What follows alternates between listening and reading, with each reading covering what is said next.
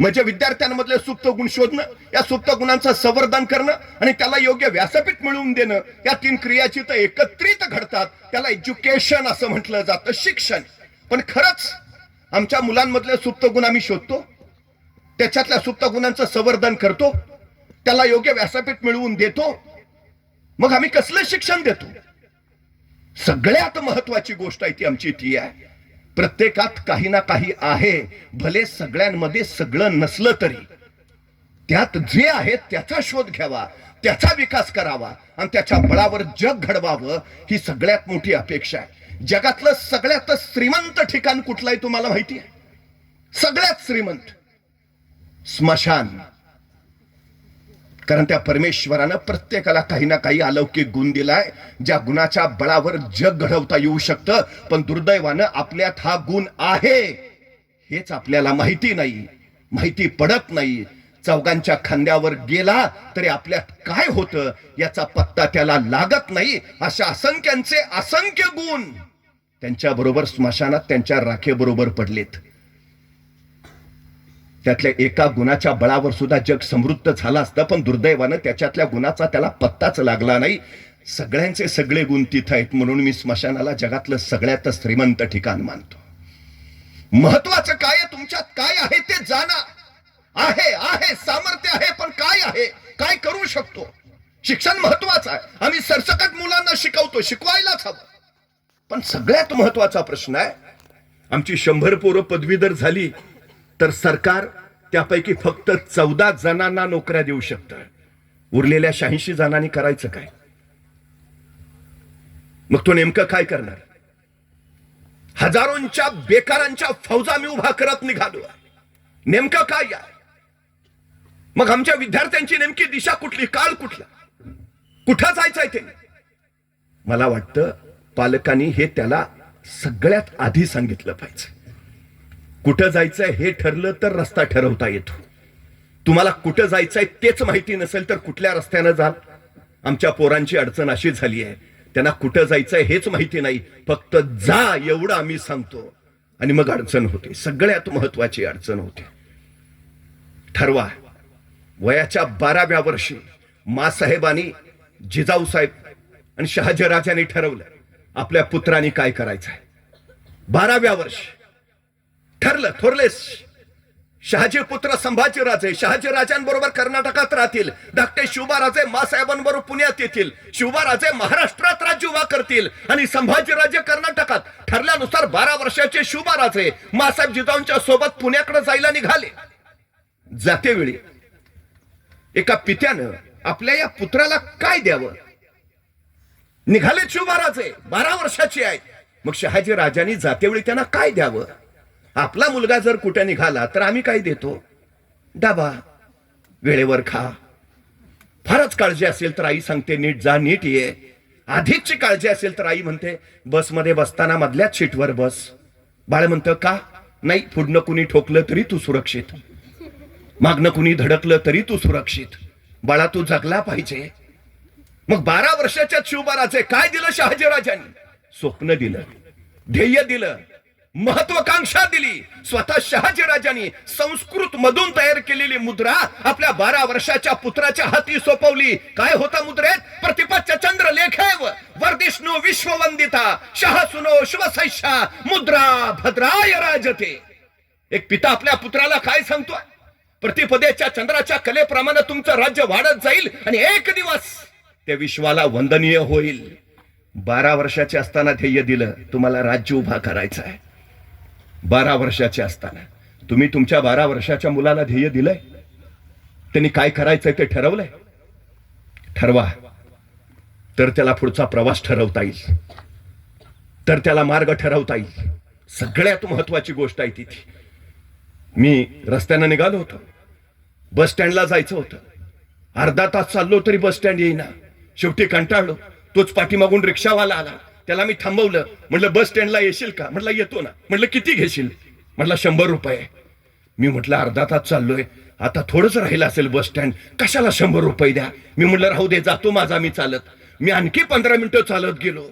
Bus stand काय येईना. थकवा तर प्रचंड आलेला.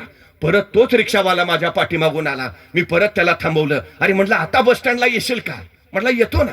म्हटलं किती घेशील? रिक्षावाला म्हटला 200 रुपये. हा, मगाशी 100 सांगितलेस, त्याच्यानंतर 15 मिनिटं मी चालतोय, आता 200 कसे? रिक्षावाला म्हटला तुम्ही बस स्टँडच्या विरुद्ध दिशेनं चालत निघालाय. दिशा माहिती असणं का महत्वाचं? वेळ वाचतो, ऊर्जा वाचते, कष्ट वाचतात. आमच्या पोरांना लवकर ध्येय द्या, म्हणजे वेळ वाचेल, कष्ट वाचेल, ऊर्जा वाचेल. त्याला ठरवता येईल काय करायचंय, कुठलं करायचंय, कसं करायचंय, कधी करायचंय, तेवढंच बस. ध्येय फार महत्वाचं, सगळ्यात महत्वाचं. बाकीची गर्दी अफाट आहे. आमच्या संजयजींना का वाटतं माझ्या कोकणातल्या मुलांनी कलेक्टर व्हावं, जिल्हा पोलीस प्रमुख व्हावं, तहसीलदार प्रांत व्हावं, PSI व्हावं, DYSP व्हावं? का? संधी सगळ्यात जास्त तिथं आहे, सगळ्यात जास्त. काही अडचण नाही. तुम्ही कुठल्या शाखेत आहे? आर्टला चालेल, कॉमर्स चालेल, सायन्स चालेल, डॉक्टर चालेल, इंजिनियर आहात चालेल, काही व्हा तुम्ही. तुम्हाला MPSC UPSC करता येते. तुम्ही कुठे राहता? पश्चिम महाराष्ट्रात चालेल, कोकणात चालेल, विदर्भात चालेल, कुणी होऊ शकतो. तुम्हाला माहिती आहे सगळे IAS कुठले आहेत ते? देशात सगळ्यात जास्त IAS बिहारमध्ये तयार होतात, सगळ्यात जास्त. आपल्या महाराष्ट्रात फिरून एकदा जिल्ह्याचे कलेक्टर कोण आहेत बघा, सगळे तुम्हाला तेच दिसतील, सिंग, शर्मा, वर्मा. आपले कुठे आहेत? नाही. 2 नंबरला उत्तर प्रदेशचे होतात IAS, 3 नंबरला हरियाणाचे होतात, नंतर दिल्लीचे. आपण 5 नंबरला आहोत. माझी वारंवार सातत्यानं विनंती आहे, सगळ्यात मोठं क्षेत्र आहे आणि मुलींसाठी तर खास होतातच. जी मुलगी MPSC UPSC चा अभ्यास करते ती अधिकारी होतेच, हा इथला अनुभव आहे. सगळ्यात संधी जास्त आहे आणि मला कळत नाही. मग ते हल्ली आता तुमच्याकडे कोकणात काय परिस्थिती मला माहित नाही, पण आमच्याकडे एक करिअर फार जोरात आहे, पॉलिटिक्स. सगळे तिकडच निघालेत. मग मला कधी कधी प्रश्न पडतो, मला सांगा, एक जिल्हा जर आपण धरला तर जिल्ह्यात सोसायटी असतात. सोसायट्यांचे चेअरमन किती? 700 ते 800. जिल्ह्यात सरपंच किती? 500 ते 600. जिल्ह्यात पंचायत समिती सदस्य किती? 300 ते 400. जिल्ह्यात जिल्हा परिषद सदस्य किती? 150 ते 200. जिल्ह्यात आमदार किती? 7 ते 8. आणि जिल्ह्याला खासदार किती? 1 किंवा 2. आणि जिल्ह्याला जिल्हा पोलीस प्रमुख किती? एकच. जिल्ह्याला जिल्हाधिकारी किती? एकच. आमची पोरं कुठं आहेत माहितीये? 700 सोसायटीच्या चेअरमन, 500 सरपंच, 300 पंचायत समिती, 150 जिल्हा परिषद, 7 ते 8 आमदार. बरं मला सांगा, एका तरी सरपंचाचं कर्ज फिटलंय असं ऐकलंय का? का कुठल्या सोसायटीच्या चेअरमननं कधी 2 मजली घर बांधलंय दिसलंय का? जिथं काही मिळत नाही तिथं कशाला मुलं आहेत आमची? जिथं मिळतंय तिथं जाणार. जिल्हा ताब्यात येतो, गाव ताब्यात येतं, तालुका ताब्यात येतो. तुम्ही निवडणुका लढाल, 5 वर्ष सत्तेत राहाल, पण एकदा जर तुम्ही तहसीलदार झाला तर निवृत्तीचं वय होईपर्यंत सगळ्या तालुक्याचे प्रमुख अधिकारी तुम्ही असाल. हे आमच्या पोरांना समजून द्या. सगळ्यात महत्वाची गोष्ट ती आहे. आणि सगळे कशासाठी मला प्रश्न पडतो तो कधी. मग थोरला भाजपमध्ये, मधला शिवसेनेत, धाकटा राष्ट्रवादी. माझं वैयक्तिक मत सांगतो, आपल्या शेतात जर एकच आंब्याचं झाड असेल तर सगळं गाव त्या एकाच आंब्याला झोंबी मारणार. पण प्रत्येकानं आपापल्या बांधावर जर स्वतःचं झाड लावलं तर प्रत्येकाला सुखनय व आंबे खायला मिळणार. आमच्या घरात, गावकीत, भावकीत जेवढी माणसं आहेत ना, ठरवून द्या.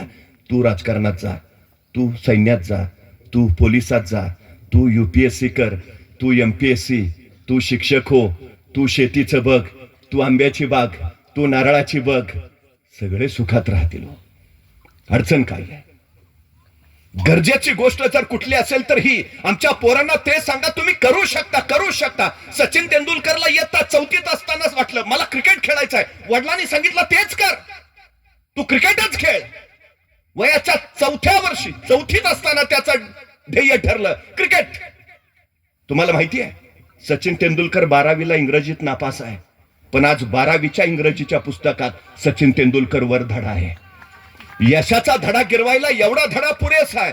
तुम्ही जितक्या लवकर सुरुवात कराल तितके अधिक उंचीवर जाल. आमच्या मुलांना आत्तापासून कामाला लावा, आत्तापासून ध्येय द्या. जितक्या लवकर सुरुवात करतील तितके अधिक उंचीवर जातील, अधिक उंचीवर. आणि तुमच्यात तर काहीच कमी नाही. तुम्हाला माहिती आहे छत्रपती शिवाजी महाराजांचा सगळ्यात आवडता प्रांत कुठला? कोकण. आपल्या 50 वर्षाच्या आयुष्यात शिवाजी महाराज सगळ्यात जास्त कुठे राहिलेत? कोकणात. शिवाजी महाराजांनी कोकणाला नवं नाव दिलंय, नवनिधी. जगाचा व्यापार कुठून चालत होता? कोकणातून. स्वराज्याची अर्थव्यवस्था बळकट कुठून झाली? कोकणात. सम्राट चंद्रोक्तानंतर पहिलं आरमार महाराजांनी उभारलं. कुणाच्या बळावर? कोकणाच्या बळावर. इथल्या कोळी, आगरी, भंडारी या कोकण वासियांच्या जीवावर. अरे एवढं सगळं सामर्थ्य आहे आमच्यात. 350 वर्षापूर्वी स्वराज्य खांद्यावर उभा राहिलंय. आता देश उभा राहिला अडचण काय आहे? महाराष्ट्र उभा राहिला अडचण काय आहे? आमच्या कोकणातला माणूस महाराष्ट्रातल्या कुठल्याही जिल्ह्यात, तालुक्यात जाऊ द्या, तिथं त्याला वाटलं पाहिजे आपला गडी आहे, तहसीलदार आहे, पोलीस अधिकारी आहे. देशात कुठेही कुणी जाऊ द्या, तिथं मला कोकणातला माणूस दिसला पाहिजे. असं का वाटत नाही आम्हाला? अवघड काय आहे? काही अवघड नाही, काहीही अवघड नाही. फक्त आम्ही जमतंय हा विचार त्याच्या डोक्यात पेरला पाहिजे. आमची सगळ्यात मोठी अडचण काय सांगू? बघा, आमच्या घरात आई असते, मूल लहान असतं, रांगत असतं, आईचा स्वयंपाक चालू असतो. अचानक आईची नजर चुकून ते पोर हळूच अंधारा खोलीच्या दिशेनं झेपावतं. आईचं लक्ष जातं, तर आई त्याला म्हणते, नको जाऊ, अंधारात भाऊ असतो, नाही जायचं. ते तिथूनच आईकडे बघतं. आई म्हणतं, नाही ह, अंधारात भाऊ असतो, नाही जायचं. आई परत स्वयंपाकाला लागते. आईची नजर चुकून ते पोर परत अंधाराकडे झेपावतं. म्हणजे जन्मजात कुतूहल त्याच्यात आहेच. उजेडात काय आहे त्याला कळतंय, अंधारात काय आहे ते त्याला बघायचं आहे. गुण जन्मजातच आहे, पण आईची नजर जाते. आई परत संतापते, सांगितलं नाही जायचं, अंधारात भाऊ असतो, नाही जायचं. ते परत बघतं. आई परत स्वयंपाकाला लागते. आईची नजर चुकून ते पोरग परत अंधाराकडे झेपावतं. धाडस त्याच्यात जन्मजात आहेच. मग हळूच आईचं लक्ष जातं. मग मात्र ते संतापते, सरळ उठते, पोरला उचलते आणि लांब नेऊन ठेवते. सांगितलं नाही जायचं, अंधारात भाऊ असतो, नाही जायचं. त्या मुलाच्या अर्धजागृत मनावर कायमचा संस्कार होतो, अंधारात भाऊ असतो. पट्ट्या पुढं 2 पोरांचा बाप झाला तरी अंधारात जात नाही. दोष त्याचा आहे का? बरं मला सांगा, एवढ्या संख्येनं तुम्ही इथं बसलाय, कधी कुणी भाऊ बघितलाय का? मग नसलेला भाऊ पोरांच्या डोक्यात का घालता? जो कधी शाळेत गेला नाही त्यांनी सांगायचं, इंग्रजी अवघड. अरे तुला काय माहिती आहे? ज्यानं गणित कधी विषय घेतलाच नाही ते सांगणार भयानक. अरे नको तो भाऊ कशाला घालतो डोक्यात त्याच्या? असाच भाऊ आमच्या मराठी पोरांच्या डोक्यात घातलाय. आयएस आहे, फार कठीण. सोपं आहे का ते एमपीएससी यूपीएससी? कशासाठी? जसा भाऊ आम्हाला कधी दिसला नाही तसं एमपीएससी यूपीएससी अवघड आहे हेही सिद्ध झालेलं नाही. अजिबात नाही. अवघड कुणाला होतं? जो अभ्यास करत नाही त्याला. जो अभ्यास करतो त्याला सगळं सोपं असतं. आमच्या पोरांना सांगताना हे सांगा की अभ्यास केलास तर जगात सगळं सोपं आहे. अनुकूल आणि प्रतिकूल वेळ अशी येतच नाही कधी. जी वेळ तुमचं काम करते तुम्ही म्हणता ती अनुकूल, जी वेळ तुमचं काम करत नाही ती सांगता वेळ प्रतिकूल. वेळ ठरवत नाही मी अनुकूल का प्रतिकूल, आपण ठरवतो वेळ अनुकूल का प्रतिकूल. अवघड आणि सोप्याचं गणित सुद्धा तसं आहे. समोरची गोष्ट ठरवत नाही मी सोपी का अवघड, आपण ठरवतो गोष्ट सोपी आहे का अवघड. जमली तर सोपी, नाही जमली तर अवघड. आणि जमते कधी? अभ्यास केला तर, कष्ट केले तर. सगळ्यात महत्वाची क्षमता आहे तो आपल्यात. अडचण काय आहे? मी परवा एका मुलाला सहज विचारलं, काय रे 100 मीटर पळशील का? तो 5 मिनिटं माझ्याकडेच बघत बसला. अरे म्हटलं 100 मीटर पळशील का? मग त्याने हळूच मला विचारलं 100 मीटर म्हणजे किती? मला लक्षात आला. मी त्याला म्हटलं तू काय खेळ खेळतोस का नाही? म्हटलं सगळे खेळ खेळतो, क्रिकेट खेळतो, फुटबॉल खेळतो, हॉलीबॉल खेळतो, बॅडमिंटन खेळतो. म्हटलं मग एवढे सगळे खेळ खेळतो, दिवसभर मैदानावरच असतोस का काय? तो म्हटलं मैदानावर नाही, मोबाईलवर खेळतो. म्हटलं मग बरोबर आहे, तुला 100 मीटर कळणारच नाही. मग त्याला सांगितलं इथून तिथपर्यंतचे अंतर आहे, त्याला 100 मीटर म्हणायचं, पळशील का? म्हटलं करतो प्रयत्न. आता तुला काय 5 किलोमीटर सांगतोय का पळायला? 100 मीटर नाही, करतो ना प्रयत्न. बरं म्हटलं मला सांग, हे 100 मीटर अंतर पार करायला तुला किती वेळ लागेल? तो 5 मिनिटं अंतरच बघत बसला. अरे म्हटलं सांग ना. मग हळूच म्हटला 5 मिनिटं तरी लागतील 100 मीटरला. अरे हुसेन बोल्टचा ऑलिम्पिकचा रेकॉर्ड 9.58 सेकंदाचा आहे. म्हणजे हुसेन बोल्ट 10 सेकंदात 100 मीटर पळतो. तो 15 सेकंद म्हण, 20 सेकंद म्हण, 25 सेकंद म्हण, का 5 मिनिटं? अरे सांग ना. मला 5 मिनिट. अरे हुसेन बोल्टला 10 सेकंदला. मला माहिती आहे ना. मला सुचायचंच बंद झालं. तेवढ्यात त्याचा मित्र धावत आला. ए पळ, कुत्रा पिसाळलाय. एवढ्या भयान वेगात पळत सुटला. 7 सेकंदात 100 मीटर. मी म्हटलं तुला का हुसेन बोल्टचं रेकॉर्ड मोडलंस? त्याला 10 सेकंद लागतात, तू 7 सेकंदात पळलास. म्हटलं मग कुत्रा मागं लागलं होतं. म्हणजे 7 सेकंदात 100 मीटर पळायची क्षमता तुमच्यात आहे. बाहेर कधी आली? संकट आलं तेव्हा. मग संकट चांगली आहेत का वाईट आहेत? चांगली आहेत. संकटांचं स्वागत करायला हवं. संकट तुम्हाला अडवायला येत नाहीत. संकट तुमची उंची वाढवायला येतात. अडथळे तुम्हाला रोखायला येत नाहीत. अडथळे तुमच्यातल्या क्षमता बाहेर काढतात. अडचणी तुम्हाला थांबवायला येत नाहीत. अडचणी तुमच्यातली कौशल्य बाहेर काढतात. संकट, अडचणी, अडथळे यायलाच हव्यात, कारण त्याच तुम्हाला घडवतात. ही सगळ्यात मोठी वस्तुस्थिती आहे, सगळ्यात मोठी. तुम्हाला माहितीये छत्रपती शिवाजी महाराजांनी स्वराज्याचा प्रयोग मावळात आणि कोकणात का केला? कारण इथं त्यांना माणसं भेटली चिवाट, अगदी चिवाट, साधी, फार गरजा नसलेली, पण जोपर्यंत ध्येय गाठत नाही तोपर्यंत गप्प न बसणारी. म्हणून महाराजांनी या प्रांताची निवड स्वराज्यासाठी केली आहे. अरे मग आम्ही स्वराज्य उभा करू शकतो तर आम्ही काही बनवू शकतो. काही हा विश्वास आहे, त्या क्षमता आहेत ना आमच्यात. फक्त ठरवायला हवं. पराभव पहिल्यांदा रणात होत नाही, पराभव पहिल्यांदा मनात होतो. जी माणसं मनानं पराभूत असतात रणात जिंकूच शकत नाहीत, आणि जी माणसं मनाने जिंकलेली असतात रणात पराभूतच होत नाहीत. रण कुठलंही असो, ते जिंकायचं असेल तर मन जिंकणं महत्वाचं, सगळ्यात महत्वाचं. म्हणजे वर्धमानाने उभ्या आयुष्यात एकही लढाई केली नाही तरी आम्ही त्यांना महावीर म्हणतो. जो रण जिंकतो तो वीर, आणि जो मन जिंकतो तो महावीर. आमच्या पोरांची मनं घडवायला हवीत. मग ते वाटेल ते बनतील, वाटेल ते बनतील. ती मग एका कैद्याला मृत्यूदंडाची शिक्षा दिली. तत्कालीन काळात मृत्यूदंडाची शिक्षा म्हणजे फासावर चढवायचं. पण काही शास्त्रज्ञांना प्रयोग करायचे होते. त्यांनी न्यायमूर्तींना विनंती केली, याला फासावर न चढवता याला विषारी सर्पाचा दंश देऊन मृत्यूदंड देऊया. न्यायमूर्ती म्हणले हरकत नाही. त्याच दिवशी त्या कैद्याला सांगितलं, परवा सकाळी 11 वाजता तुला विषारी सर्पाचा दंश होईल आणि तू मरशील. 2 दिवस त्या कैद्याच्या डोक्यात एकच विचार होता, आपल्याला विषारी सर्पाचा दंश होईल आणि आपण मरू. शिक्षेचा दिवस उजाडला. कैद्याला मृत्यूदंडासाठी बाहेर काढलं. त्याला सांगितलं, आता काही क्षणात तुला विषारी सर्पाचा दंश होईल आणि तू मरशील. त्याच्या डोळ्यावर पट्टी बांधली आणि प्रत्यक्षात विषारी सर्पाचा दंश करायच्या ऐवजी शास्त्रज्ञांनी 2 टाचण्या घेतल्या आणि त्या कैद्याला टोचल्या. झाला, दंश झाला. अर्ध्या तासात त्या कैद्याच्या तोंडातून फेस आला आणि पुढच्या 1.5 तासात त्याचं शरीर काळनिळं पडून तो मरण पावला. प्रत्यक्षात साप चावला होता का? नाही. साप तुम्हाला कधीच मारत नाही, तुमच्या मनातला विचार तुम्हाला मारून टाकतो. सगळ्यात महत्वाची गोष्ट आहे. तुम्ही कोण होणार तुमचा विचार ठरवतो.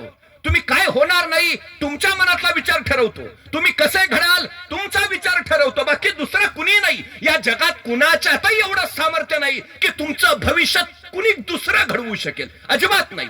या जगात दुसरा कुणीच तुमचा पराभव करू शकत नाही. तुमचा पराभव फक्त तुम्हीच करू शकता. या जगात दुसरा कुणी तुम्हाला विजयी करू शकत नाही. या जगात तुम्हाला विजयी फक्त तुम्हीच करू शकता, दुसरं कुणी नाही. सामर्थ्याचं नाही कुणात. आणि जगातली प्रत्येक गोष्ट 2दा तयार होते, एकदा नाही, 2दा. माझ्या पुढचा हा माईक एकदा नाही तयार झाला, दोनदा तयार झालाय. पहिल्यांदा बनवणाराच्या मनात आणि नंतर प्रत्यक्षात. काय व्हायचंय तुम्हाला? येस, आधी मनात व्हावं लागेल, मग आपोआप प्रत्यक्षात व्हाल. काय व्हायचंय तहसीलदार? आधी मनात व्हावं लागेल, मग प्रत्यक्षात आपोआप व्हाल. काय व्हायचंय पोलीस अधिकारी? मनात व्हावं लागेल, मग प्रत्यक्षात. राजा व्हायचंय ना, तर आता राजा म्हणून वागायला शिकलं पाहिजे. हा राजा होण्याचा पहिला सगळ्यात महत्वाचा टप्पा आहे. सगळ्यात तो विश्वास. त्या बनशील, बनशीलच, ही फार महत्वाची गोष्ट आहे.